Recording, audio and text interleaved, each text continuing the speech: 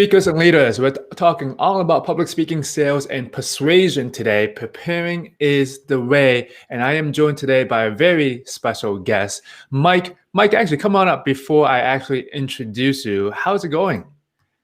Hey, it's going great, Kit. Having a great morning so far. Mike, I just want to say thank you so much for being here with us. And I want you all to know that Mike Macchiarelli is a business development consultant at KO Advantage Group, the fastest growing sales training company in North America for high value B2B services. Mike has over 10 years experience in the world of professional selling. During his 6+ years at Equinox, a luxury lifestyle fitness brand, he won numerous awards and led multiple high performing teams to consistently exceed their sales goals. He led multiple award-winning sales teams as a regional sales manager, as well as helping to train 1,000 plus employees at the corporate headquarters in NYC. He has also created a top blog in the world of sales and negotiation titled savingface.blog. Mike, I'm going to ask you how you came up with that name later. And this is where he analyzes both topics with the context of current events and social psychology. After joining KO Advantage Group in June of 2020 on a part-time basis, he became increasingly passionate and inspired by their work, team, and community. This led to his recent decision to go full-time and focus solely on KO Advantage Group's mission of providing relief and empowerment to small businesses and entrepreneurs through a sales process designed to, of course, help us all sell more faster. So I just want to welcome up again, Mike. Thank you for joining us today. Happy to be here. So, Mike, actually, I'm very interested. How did you come up with the name of the blog? Yeah, so the name Saving Face, I was, once I became a sales manager, I felt like I had read all of the sales books or read most of them. And I was looking for different topics to help me develop as a leader. And one of those topics that I got really interested in was this concept of negotiation. And in reading a lot about negotiation, I came across this concept of saving face. You know, a lot of the authors would recommend always allow your partner, whether it's in sales or negotiation, to be able to save face. And no one really explained it, though. I found that they would mention it or touch on it, but there was never like an in-depth explanation. And maybe part of what makes me a great salesperson is that curiosity. So I wanted to know more and learn more. So I had to really dive into social psychology, and I came across this author named Erving Goffman, who is a famous social psychologist from Canada, actually. And in the 1950s, he published a series of essays called Interaction and Ritual, and he talks about this phenomenon in detail about saving face. And what does that mean, right? So the whole concept of face is basically how we want to present ourselves to others. And we tend to want to be viewed as someone with honor, with dignity, with respect, and ultimately, you know, not someone who is weak or a loser, really, right? So if you put someone in the position of being able to save face, you allow them to appear to whoever is important in their circle still as a winner and someone who, again, should be respected and admired. Yeah. Well, Mike, actually, I want to ask this. And when we're talking about saving face, right? What if we're doing a presentation or we're in a sales situation and we mess up? Like, what thoughts do you have for that? Maybe we forget what we're going to say. Maybe we just said the wrong things. But what are your thoughts? Yeah. So the best thing to do, I think, is to, kind of make it a humorous moment, right? Call out the elephant in the room. We're all human. We all make mistakes. So if we can show at the very least that we don't take ourselves too seriously, we could actually turn it into an opportunity to connect even further with our audience. And can I ask you, actually, Mike, I would love to ask you, do you remember any stories where actually you had a failed moment? And if you can think of any, it could be public speaking, it could be sales. And what did you do? Whew, yeah. Sometimes I, will get lost in like a train of thought, right? And kind of like forget even where I was going with it. So sometimes it's like I'll be speaking and I won't have the next sentence or phrase or word to grab, which is going back to the title of this, why preparation is so important. But that has happened to me. And in those scenarios, I kind of, again, try to make a joke of it and make light of it, and also just kind of like move on. And that's where a little bit of creativity and improvisation comes in, right? You have to come up with something to say. You can't be the deer in the headlights too long. Yeah, I just want to share with you. As I was asking you that question, one time I was teaching public speaking, and I wrote on the board, public speaking, but I forgot the letter L, so it's spelled pubic speaking. Oh my God. Kind of like what you were just saying. I looked at it. I don't think anyone noticed. I kind of erased it really quickly. I wrote it again, and I just moved on. But of course, a lot has to do with the preparation side of things. Preparing is the way. But why do you think that? Like, when it comes to preparing, give us your knowledge. Like, what should we do? What's the best way? Why is it so important? Yeah, I think so. There's so much power in preparing. But what I found, whether it's public speaking or whether it's sales, there's value in preparing in the sense of like, I'm actually going to be more familiar with the content that I'm going to be delivering or the questions that I'm going to be asking in a sales interaction. But what I've actually found most valuable is the sense of confidence that provides you. You have a different level of confidence from just having prepared that helps and provides incredible value aside from just knowing the content and being more familiar with it. Yeah. Well, how should one prepare if in the ideal situation? Let's say a presentation. How should one prepare? And then maybe we can go into a sales situation. Yeah. So for a presentation, of course, you're going to want to know what you're saying. If not word for word, like it depends on the presentation. You might have a script out word for word, or you just might have a really solid structure that you can follow. But even if there's moments where you want to be appearing to be kind of like casual or extemporaneous, you should have those moments planned as well. There's a great quote that I've heard from Seth Godin, that art is artifice. So a lot of what appears spontaneous and kind of just in the moment, that should be a little bit manufactured. And the best artists and the best speakers are kind of masters of that. So there's that sense of preparation, but I'm also a big believer in bringing the best version of yourself mentally and physically as a means to preparation. This means that we should be getting a great night's sleep, no alcohol if we drink alcohol, meditating, exercising. So all of these things, if I have to deliver, if I'm going to be in front of a group of people, I always make sure that I'm bringing the best version of myself mentally and physically as a means of preparing for the event. Yeah, I want to touch upon that. You're talking about mental preparation. What else can people do? Let's say, maybe they're excited, maybe they're super nervous. What else can they do to mentally prepare beforehand? Yeah, so if they're excited and nervous, the great thing is understanding those two things are related, right? So if you can kind of reframe that fear as excitement, that will help. Meditation and visualization.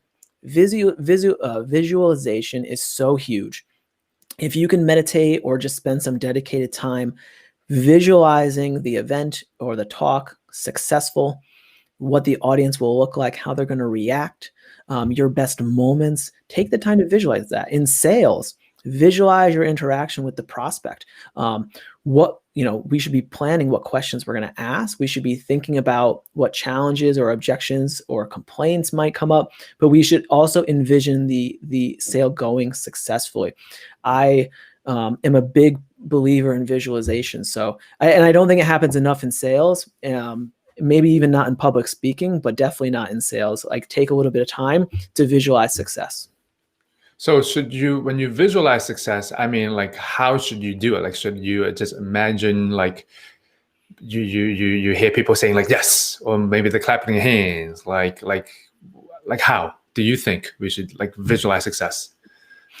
Yeah, I think of, I kind of just visualize myself and the person kind of in like a third person way. There's a concept that William Ury, who's a negotiation expert, talks about called going to the balcony.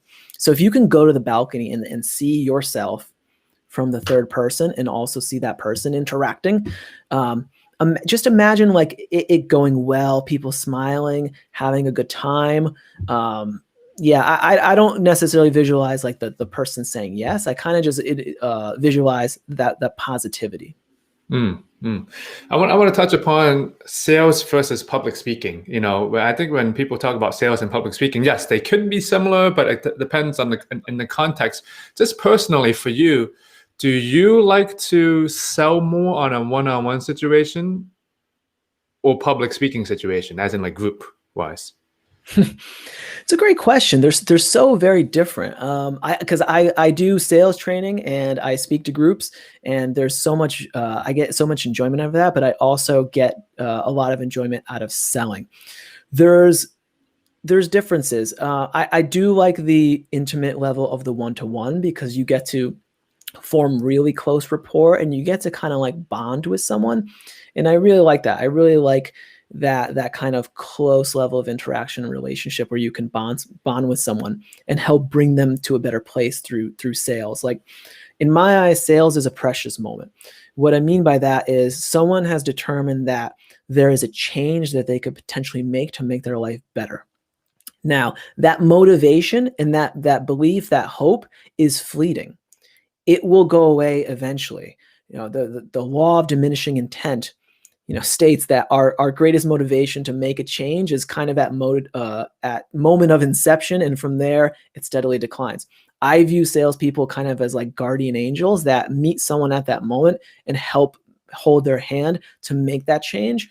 Whereas what can happen often is the fear of change, that inertia, that resistance, that belief, that the self-limiting beliefs set in, and then the person decides now's not the right time. I'll stick with the status quo. It's too risky to change.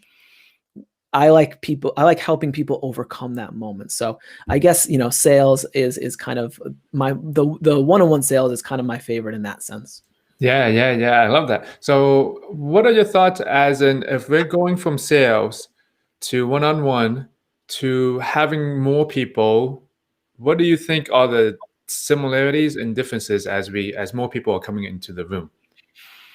Yeah, so the similarities that you could build on is you have to be entertaining and engaging, and you have to realize that people are very like inwardly focused and me focused, in a sense that you always have to be answering that question of so what and why is this relevant to me.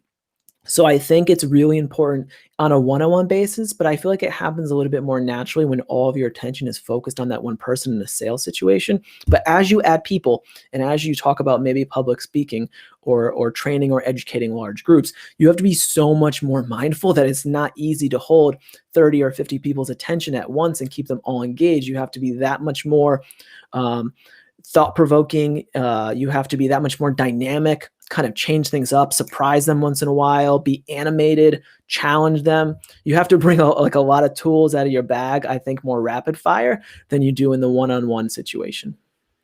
Yeah. No, I certainly agree. Bringing this back to preparing, I would love to hear some of your tips and tricks. I know we touched upon it earlier, but your tips and tricks, or maybe something even like you do on a daily, weekly basis when it comes to preparing. Yeah, so I'm a big proponent of writing out my questions in advance. That is huge from a sales standpoint for preparing. There's a great technique that I've learned. It's called the no wonder technique. If you are in a sales situation where you would take a piece of paper, you would simply list everything you know about that person or that prospect. And nothing is too simple. The point of the exercise is to go through this. So come up with at least 8 to 10 things that you've known based on your interaction or research with that person. Then you take what you know, and then you sit there and think, okay, what do I still wonder based on what I know? What do I still need to find out? What's missing? And a lot of time it's that deeper stuff, like the why, the motivations, the potential fears, the potential roadblocks. Those are the things you want to start to think about ahead of time, anticipate them, write those out and list those out. And then you have that right in the back of your mind. And when you're having that conversation, instead of having to think of questions, they kind of just roll off the tip of your tongue, and they're also more intentional. So that is been a really valuable technique for me to prepare. Oh, I love that. So basically, I'm just recapping. You should, before we go into the event, list down everything that we know about other people, right? Is that correct? List down maybe like 8 to 10. And then we should list down the things that we don't know about the person, or we wonder about them. Yeah. But how can we use this in the situation? Well, in the situation, what's amazing is, I mean, so I've also managed salespeople. So I've had salespeople that will have their questions, out in front of them. The great thing in the virtual world nowadays is if you're having a virtual meeting, you can have the questions somewhere and lean off them. I tend to not even have them in my mind because I want to focus 100% on the person or the audience. But what I've found is, at least for me, is that by doing the preparing and spending time on the questions, they're kind of in my mind already. So at least I can do that. But if you're finding that at least at first the questions are not staying fresh in your mind, then you might want to have them nearby. Yeah, actually, no. Going to in the situation, should we always go off a script or everything that we prepare? Like, how do you train people or even help ourselves to say, okay, we've prepared, we have a bunch of bullet points, questions to ask, but at the same time, like, how can we still be here and be real instead of a robot? Just, okay, here's more stuff I have to ask, here's more stuff I have to present. Yeah, it's a real balancing act. I think when someone's new, they should lean more on like the crutch, on the training wheels, lean a little bit more on those bullets, those questions, and be more dedicated to them. I think as the repetitions grow, as you become more experienced, you can step away from that more and more, where you're leaning and relying most on that, maybe even just when you're stuck. And then to the point where hopefully we've done this so many times, we're in the situation over and over where we don't even need the resource.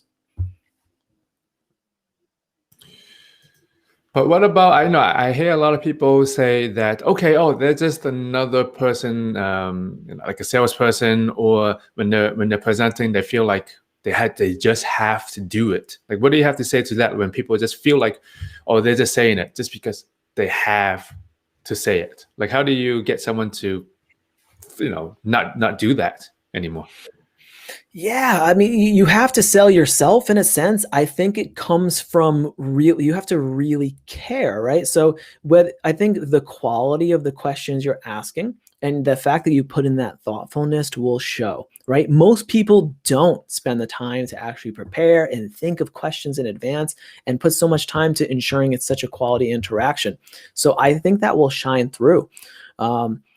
In terms of like a public speaking, again, you kind of need to show that you are audience focused. The more you can show that you're audience focused and it's not about you, by either the questions that you're asking them or the kind of the way that you're entertaining them or making them laugh or paying attention to them, getting them engaged and involved, is also a huge way to show people that you're there for them and not for you, right? Anytime we're just talking, I would be very mindful of that. That should not happen for more than 30 seconds at a time without asking some kind of question or getting some type of level of engagement, whether it's stopping and asking for the person's feedback, getting that buy-in. Do you agree? Yes or no? Who has experienced this? Raise your hand. There's a variety of different methods you can use, but constantly show that you're there for them and that you value the feedback and you value the experience that they're having. I think that's really key, whether if it's one-on-one situations or public speaking situations, it's always back to the audience. It's less about ourselves. Most of the time, I think, yes, it's good to work on ourselves, but at the end of the day, if we really want to help people, it's all about, audience. So thank you for reminding us of that. Now, I just want to personally ask you, when you were, just talking today, do you have any favorite phrases to use when it comes to persuasion or getting people on your side more? And maybe these are things that you use so often, people don't even know. It might be things that I've used so often that I haven't even noticed. I'm trying to think of some specific phrases that I've used. Okay, well, let me give you a prompt. Let's say the last sales situation you were in. Like, how would you open up in the middle and the end? Like, are there certain things that you would say? Or maybe public speaking, okay, certain things, the last situation that you were saying. Yeah. Okay. So one example of how we might open up a phone call, right, is, I would immediately introduce myself and ask how the person is feeling today. And you could even use that in a group situation, right? How are we feeling today? It's different from asking, how are you doing? Or Mm. how's it going, which is more rhetorical. And when you ask, how are you feeling? It kind of breaks a pattern in the brain, and someone becomes suddenly more attuned and more engaged. And even kind of subconsciously, you're setting the tone for seeing how that person's feeling on an emotional level, getting that kind of emotional buy-in to the conversation or towards the presentation. That's like a small thing you can use, or, I do use on a daily basis to start off on the right track. I think starting is so important, starting strong. One of my favorite quotes is, well begun is half done. So you have to be able to quickly win people over, and then the rest will go so much better. I love that. How are we feeling today? How are you feeling today? A question about questions. Yeah. How many should you ask? One-on-one situations or public speaking situations? So you just keep on asking. Like, is there a number? You know what? There is no magic number, I would say. Depends on the length of time, right? So if it's going to be a 3 to 5 minute conversation or phone call, I'd probably ask maybe 3 to 5 questions. If it's more of a 20-minute or 30-minute talk or meeting, you would probably want to plan out anywhere from 8 to 20 questions. However, one of the big mistakes people make, especially when they're new, is they'll move from question to question to question. Mm. And that's where it starts to feel like an interview, or again, then it becomes less about the audience and more about the speaker and what they want to learn. So when you ask a question, you should almost always follow up with another question to dig deeper, ask for the why behind it, ask, tell me more. Again, show that you want to, because when most people answer questions, you'll find in a sales situation or even an audience when other people are watching, they'll give something very vague or that's a little safe at first. You usually have to challenge them or ask again or ask in a different way to get some real information to get under the surface. Yeah, I love that. I think I was reading a study once. It was about questions. I think there was like in the 30-minute conversation, there were around like 18 to 20 questions. If they asked any more, they saw that people would kind of like tune out and there's too many questions. And I think this is interesting, in the sales situations. I'm not sure if anyone has actually studied this, the question asking in a public speaking situation. I think often too many professionals don't ask enough questions in a public speaking situation, maybe because maybe they don't think people can answer, but there's always ways that they can answer on chat nowadays or Yeah. raise their hands. When it comes to becoming a speaker, a better speaker overall, do you actually have any favorite resources, books, things online that people should check out? Yeah. So, there's a lot of great books on speaking. There's one great book called Simply Said by an author named Jay Sullivan, which talks about being more concise and just removing everything that's unnecessary. He talks a lot about also how to ask the right amount of questions in the right way to the audience. So that was a book that was helpful. Actually, interestingly enough, the same social psychologist that wrote the essay on saving face that I mentioned earlier in this conversation also wrote an essay called The Lecture on Public Speaking. And it's a phenomenal essay. And he talks about like what really makes a great public speaker is someone who completely devotes themselves to the occasion and almost allows themselves to be consumed by it. It's really cool perspective on public speaking. So that was impactful. And then just studying great public speakers. I think, Jim Rohn is one of my favorite public speakers of all time. And, he says, just if you want wealth, study wealth. If you want happiness, study happiness. Same thing with public speaking. If you want to be great, study the greats. When you're mentioning Jim Rohn, he has I'm not sure if you noticed, like I think all these great speakers, it's coming back to their brand. They have a particular way of sounding. When I think of Jim Rohn, I can't imitate him, but it's like, okay, that's Jim Rohn. I want to quickly ask, a long time ago, I was working at a sales center, and some of the people who were just crushing it, whether this is the same as in public speaking situations, I've noticed that they had some kind of difference in their voice. Like, I don't know what it was with the voice. Like some of the people who were just crushing it, like their voice was just on.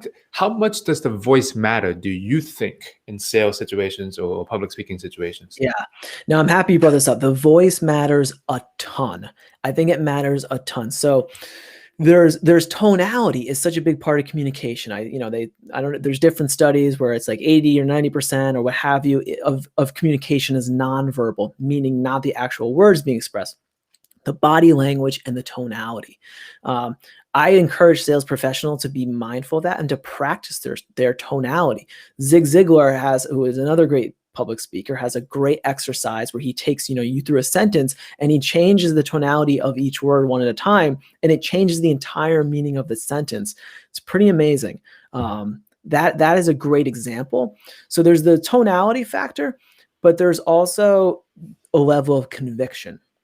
I have found that great salespeople and also great public speakers have a level of conviction in their words and in the delivery. Like a great example of this is, Simon Sinek's classic Start With Why TED Talk. I mean, he's like a phenomenal person to study. His facial expressions go with everything that he delivers, and there's just such a strong conviction in his statements. And I've heard that in a lot of the best salespeople. Yeah, like you're saying, I love that exercise from Zig Ziglar. It's like, okay, he changed every little single word. It could have a different meaning. Yeah. Actually, Mike, where can people follow you and find out more about you? Yeah, so people can follow more about me on LinkedIn. That's where I'm most present. Mike Macchiarelli on LinkedIn. You can find me there. And also just join Clubhouse. So if anyone's on Clubhouse, it's at Mike_Mac. Let's talk about Clubhouse for a second, since that is one of the biggest time suckers a lot of people are using.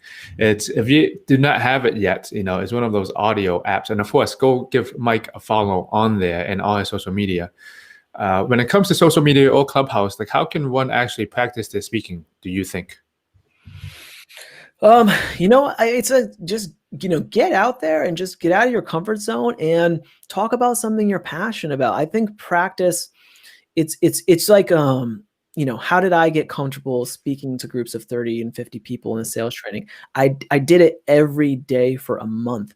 So once a month for years straight, and each time it got easier and I got more confident.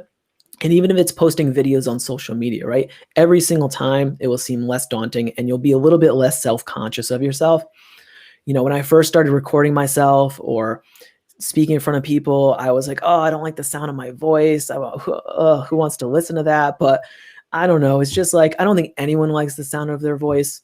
It's think of it as one talk out of, 10,000 in your life, or one video out of 10,000. In the grand scheme of things, it's not going to be all that important. It's more about the practice of being consistent and growing.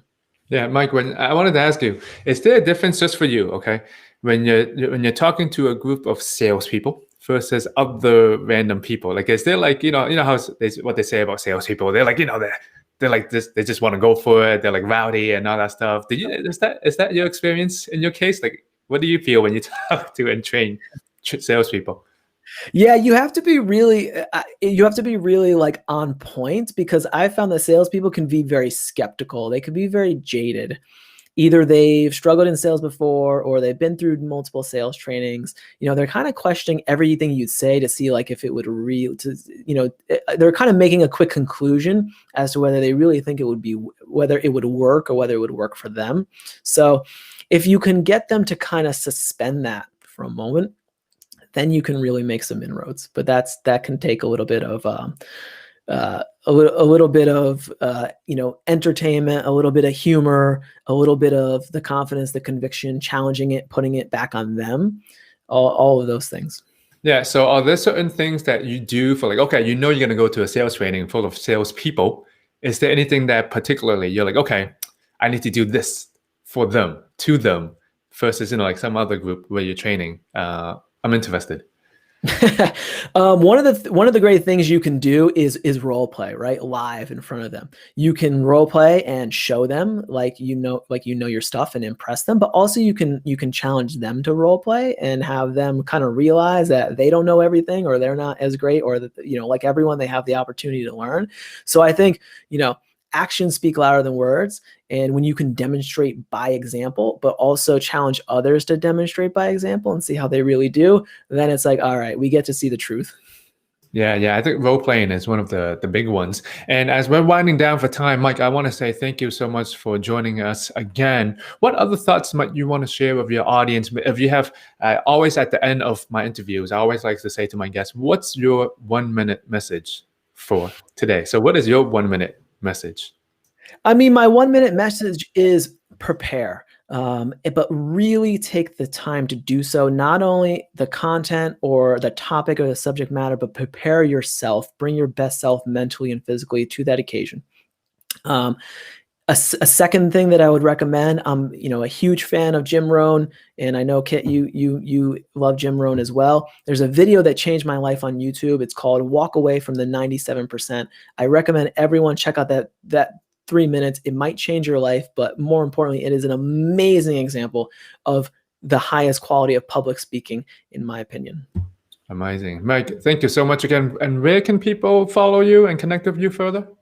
Yep. So on LinkedIn, I'm Mike Macchiarelli, and Clubhouse, I'm at Mike_Mac, MAC.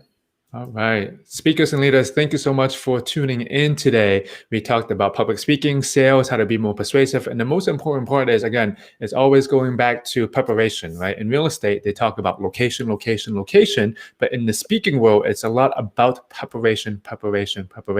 So I want to say thank you again, Mike, for coming on with us as we are saying goodbye to our audience. Mike, thank you. Pleasure to be here. Thanks a lot.